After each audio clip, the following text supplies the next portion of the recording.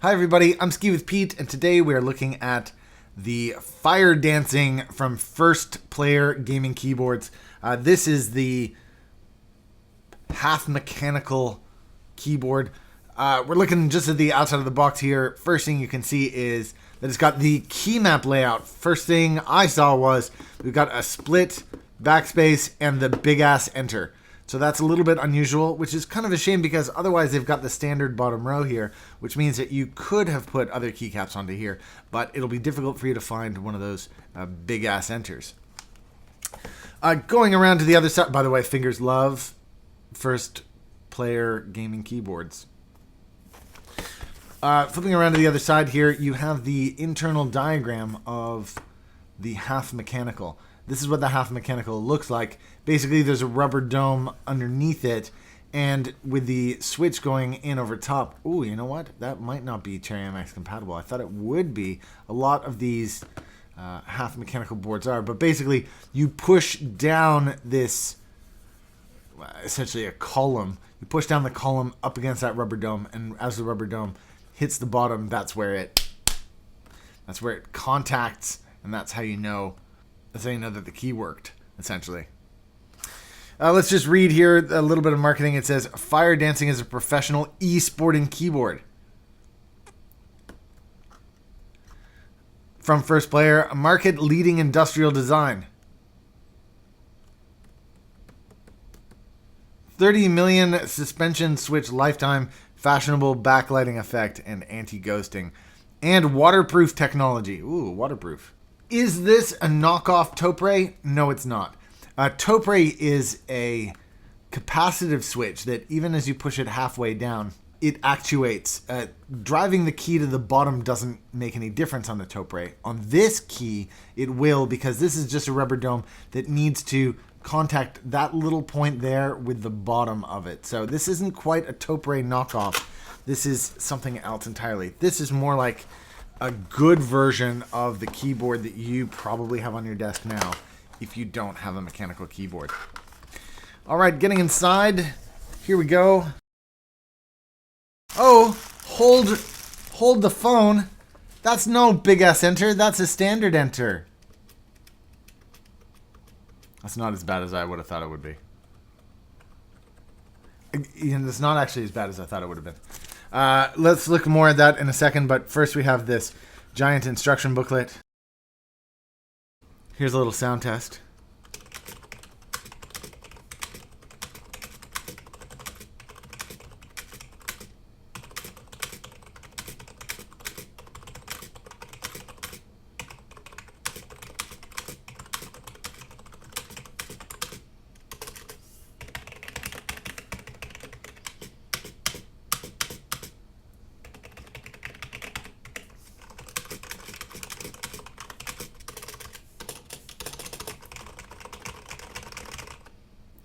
Okay, let's take a closer look, shall we?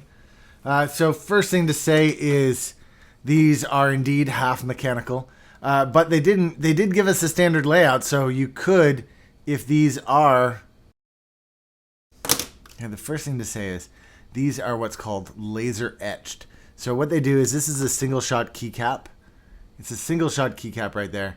And then what they do is they paint it and then use a laser to cut around it. And the way you can tell is that all of the cut throughs are non-contiguous. What I mean by that is that the 8 doesn't have closed in loops, that it has those holes in it so that the middle of the 8 won't ever fall out. See what I'm saying? It's the same with the 6. It'll be the same all over this keyboard. The 9s, the 0s, the O, the P, they won't ever allow there to be a chance where the middle of something isn't attached. And the reason for that is probably self-evident. The good news is these are indeed Cherry MX compatible. So even though they've got that kind of square thing that they slide down inside, you can see it's got the cross. So you could actually put Cherry MX switches onto this thing. Let's just take another quick look in there. This whole housing seems to move with it. So that probably won't be compatible with all of the different, types of keycaps. I'll give you an example. DSA might not work very well. I might have a DSA just around here that I can check, actually. Oh, actually it does. I take it back. Oh, and then I just pulled the whole damn thing out. You see that? I just pulled the whole damn thing out. I don't think that was supposed to happen, but it totally did. Under there, you can just see the rubber dome. That's the rubber dome. It's just like all other keyboards. It just has this cool housing that slides up and down to hit the rubber dome. How in the heck am I going to get that off of there? I don't know. There we go. But like I say, if you say wanted a keyboard to start out, and you're thinking, you know, rubber domes are fine. I just want one that I can use a keycap set on because I don't like the mechanically noise, I guess. Then I suppose this would be a good choice because all of the other half mechanical keyboards I've tried in the past have all not been this good in terms of having that standard bottom row. Now, what is the standard bottom row? The standard bottom row means these keys are 1.25, 1.25, 1.25. The spacebar is 6.25, then 1.25, 1.25, 1.25, 1.25. You can tell the standard bottom row with 1 1/4 on the left, 1 1/4 on the right. They're all the same size. 3 and 4. That tells you got a standard bottom row. Now, I hear a lot of people asking about Corsairs and Razors and other mechanical keyboards that are, you know, gaming keyboards. They tend to have non-standard bottom rows, and so they're very difficult to find keycaps for. So I always recommend that you stay away from those brands and that you actually go for Cooler Master or other Philcos or other brands that have those standard bottom rows. Who is the target market for this type of board? This type of board would be useful for somebody either who is in a work environment where they need to have as quiet a key as possible, and they're not willing to spend on Cherry MX Silence, or somebody who is thinking about getting into mechanical keyboards but doesn't really have the budget. If you don't really have the budget and you want to get into mechanical keyboards, I'm going to say the half mechanical is not really a great way to go. You should probably wait another week or two or month or two till you get the budget up, and then you can buy a mechanical keyboard. But you know, if you've got a nice keycap set and you want to bring it to work and you don't want to have a mechanical keyboard at work because of the noise, and you don't want to put elastic bands or whatever in it, I suppose that's who this market is for. Having said all that, let's plug it in and see if we can play with the lighting effect.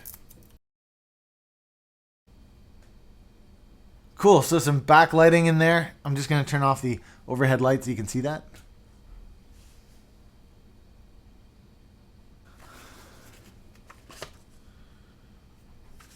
So it looks like you press function and 1. Oh, it's RGB.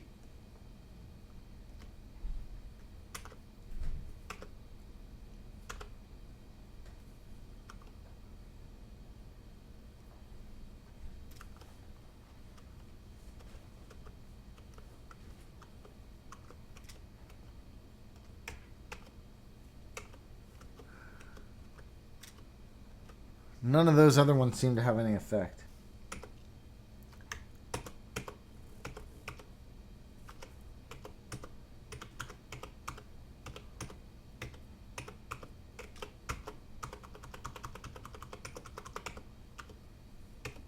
So this is supposed to do a breathing effect, but it doesn't seem to be doing that.